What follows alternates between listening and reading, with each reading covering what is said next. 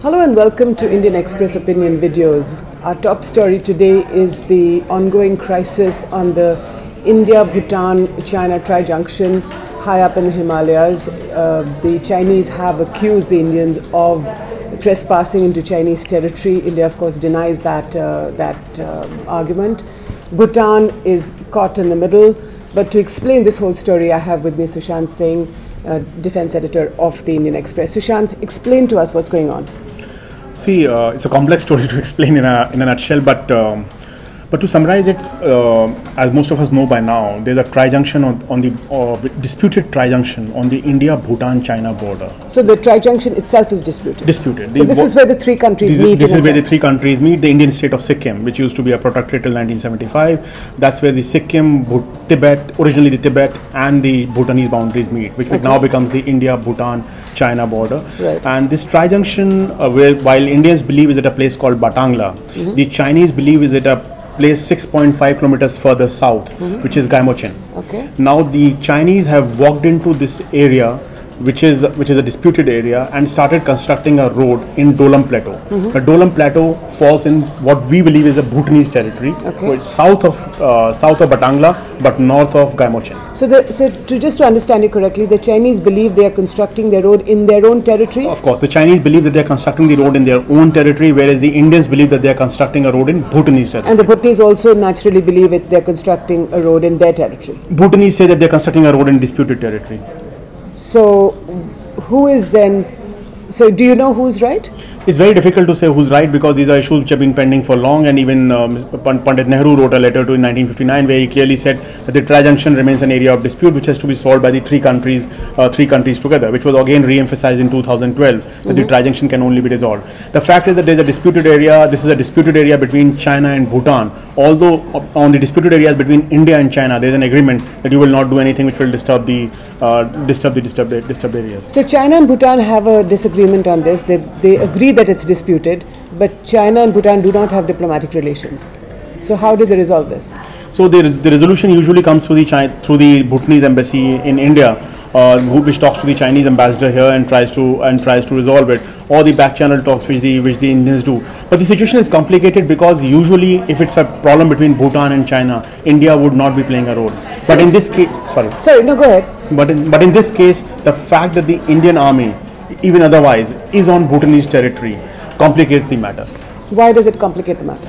See, because if it's a bilateral issue between Bhutan and China, what is the Indian army doing on Bhutanese territory? So that is a matter between India and Bhutan as a sovereign country has accepted the fact that the Indian army is on Bhutanese territory, I imagine.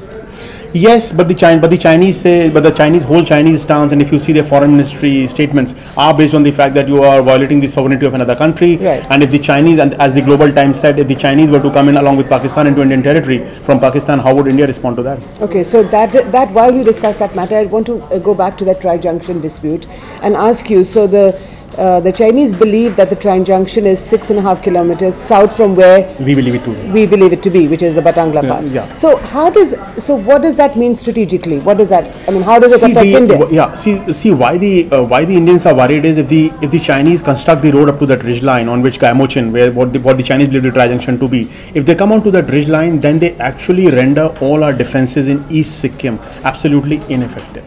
India's defenses in East Sikkim, which are very strong defenses, because the valley is very narrow, and India has always defended East Sikkim very strongly, considering that if the Chinese come here, they will be completely butchered and massacred in this narrow valley.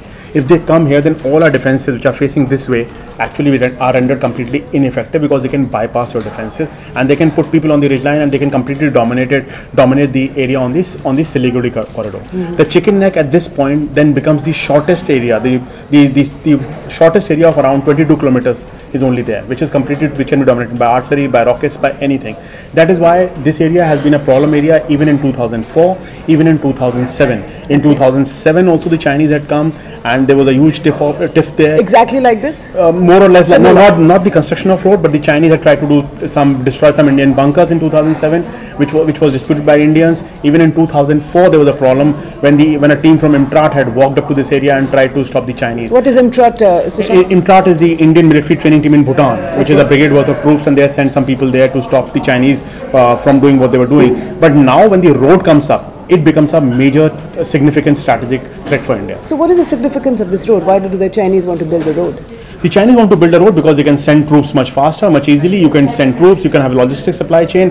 You can sustain any infrastructure that you create there in the region. And of course, it allows you to negotiate better and say, see, our roads are here, our tracks are here. This is our area. When you're negotiating over disputed territory. So today, are you saying that the Indian Army, which, like you said earlier, is sort of defends? Would you say defends the Bhutti's army, or is it part of that? How do the Indian and the Bhutti's armies?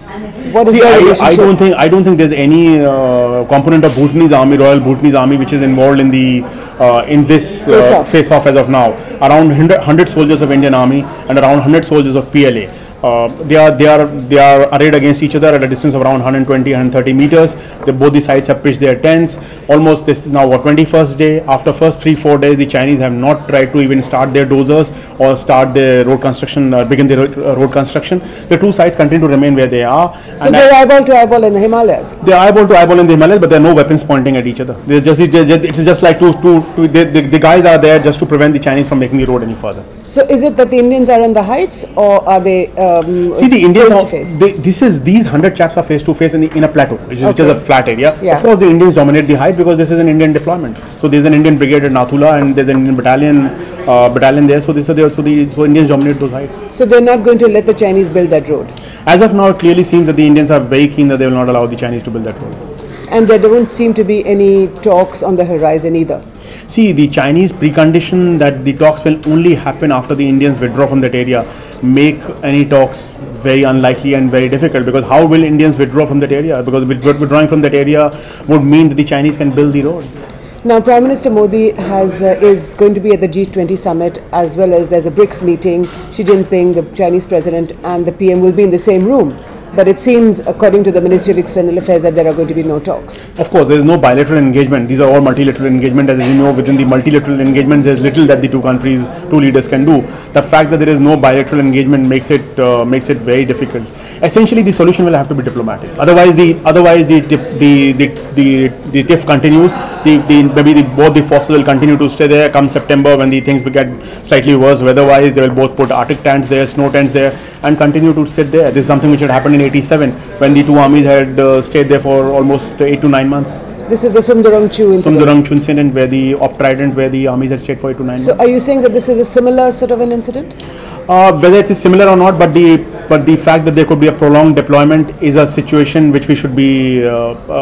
Which we should consider as a possibility. But as of now, Prime Minister Modi, who will be meeting Xi Jinping in a few hours from now, perhaps, doesn't seem to be really looking to. I mean, this meeting is not going to happen. So therefore, you don't see any talks taking place, which means that there probably will be a back channel sooner than later.